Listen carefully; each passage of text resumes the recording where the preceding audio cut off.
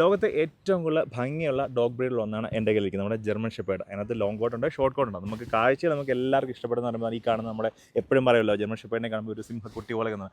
ആ രീതിയിൽ ഇരിക്കണമെന്നുണ്ടെങ്കിൽ നമ്മൾ ലോങ് കോട്ട് ജർമ്മൻ ഷെപ്പേർഡിനെ വളർത്തണം കേട്ടോ. ഇവരെ വളർത്തേണ്ട രീതി ഒത്തിരി ആൾക്കാർ പലപ്പോഴും ചോദിക്കാറുണ്ട്.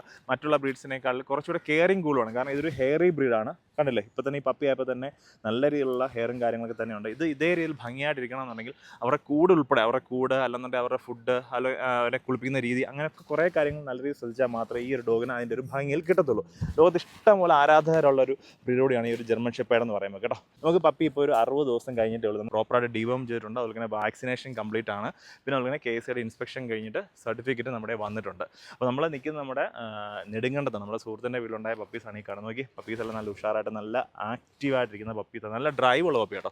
നല്ല സൈലൻ്റായിട്ട് കിടക്കുന്നതല്ല, നല്ല ഡ്രൈവ് ഉള്ളൊരു നല്ല ക്യാരക്ടറുള്ള പപ്പീസാണ്. അതുപോലെ ഇവരുടെ പേരൻസിനെ പറ്റി പറയുകയാണെന്നുണ്ടെങ്കിൽ ഇതിൻ്റെ ഫാദർ എന്ന് പറയുമ്പോൾ ഇമ്പോർട്ടാണ് കേട്ടോ. അത് ഇന്ത്യയിലെ തന്നെ ഏറ്റവും കൂടുതൽ സൈസ് ഉള്ളൊരു ലോങ് കോട്ട് ജർമ്മൻ ഷെപ്പേർഡ് മെയിലാണ്. അതുപോലെ മദർ വരുന്ന ഡയറക്റ്റ് ഇമ്പോർട്ടൻ്റെ ഡോട്ടറാണ്. ആളിപ്പോൾ ഉച്ചയ്ക്ക് ഫുഡൊക്കെ കഴിച്ചിട്ട് നമ്മളിങ്ങനെ കുറേ നേരം അയച്ചു വിട്ടേക്കുമായിരുന്നു വീഡിയോ എടുക്കാൻ വേണ്ടി. അപ്പോൾ അങ്ങനെ കുറേ നേരം ഇവർ ഇങ്ങനെ നടക്കുമ്പോഴത്തേക്കുണ്ടോ എല്ലാവരും ഈ തണുപ്പൊക്കെ പിടിച്ചിട്ട് പോയി ഒരു സൈഡിലോട്ട് ഇങ്ങനെ കിടക്കും. കൂടുതലും അറിയാമല്ലോ നിങ്ങൾക്ക്, ഈ ഒരു ബ്രീഡിനെ വളർത്തുകയാണെന്നുണ്ടെങ്കിൽ അത്യാവശ്യം എല്ലാ ക്ലൈമറ്റിലും പറ്റും.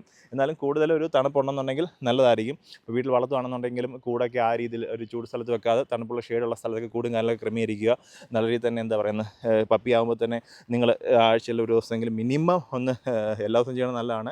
കോമ്പ് ചെയ്യുക, അല്ലെങ്കിൽ ബ്രഷ് ചെയ്യുക, കാര്യങ്ങളൊക്കെ ചെയ്യുക. പിന്നെ ഒരു 6 മാസമൊക്കെ അല്ലെങ്കിൽ 4 മാസം കഴിയുമ്പോൾ നിങ്ങൾ ട്രെയിനിങ് കാര്യങ്ങളൊക്കെ കൊടുക്കുക എന്നാണ്. ഇപ്പോൾ തന്നെ പിള്ളേർ കുഴപ്പമൊന്നുമില്ല, നല്ല ഉഷാറായിട്ട് തന്നെയാണ് ഇരിക്കുന്നത്. ഈ ബ്രീഡിൻ്റെയൊക്കെ ചെവി എന്ന് പറയുമ്പോൾ ഒരു കറക്റ്റായിട്ട് നിൽക്കണമെന്നുണ്ടെങ്കിൽ മിനിമം ഒരു 4 മാസം എടുക്കും. അപ്പോൾ ഇത് പ്രത്യേകിച്ച് ഈ ഡോഗ്സ് എന്ന് പറയുമ്പോൾ അത്യാവശ്യം നല്ല ഹെവി സൈസാണ്. ഇത് കറക്റ്റായിട്ട് ഇതുപോലെ നിൽക്കണമെന്നുണ്ടെങ്കിൽ ഒരു 6 മാസം എന്തായാലും എടുക്കും. കാരണം പപ്പി നല്ല സൈസായിട്ട് തന്നെ ഇപ്പോൾ തന്നെ ഉണ്ട്, നല്ല ബോൺ സൈസിലായിട്ടാണ് പപ്പിയും കാര്യം എല്ലാം തന്നെ. നമ്മുടെ 5 പേരും അത് നല്ല ബോൺ സൈസിൽ തന്നെയാണ് നിൽക്കുന്നത്. നല്ല ക്വാളിറ്റി കയറി വേണമെന്നുണ്ടെങ്കിൽ ഒരു 1 ഇയർ വരെ നിങ്ങൾ ഒരു ഹെൽത്തി ആയിട്ടുള്ള ഫുഡ്, നല്ലൊരു ഡയറ്റ്, പിന്നെ കറക്റ്റായിട്ടുള്ള ഒരു 6 മാസം കഴിയുമ്പോൾ ട്രെയിനിങ് ഒക്കെ കൊടുക്കണം. പപ്പി നല്ല രീതിയിൽ തന്നെ കയറി വരും. ബാക്കിയുള്ള കാര്യങ്ങളൊക്കെ അറിയണമെന്നുണ്ടെങ്കിൽ നമ്മുടെ വീഡിയോയിൽ നമ്പർ ഉണ്ടെന്ന് കോൺടാക്ട് ചെയ്യുക.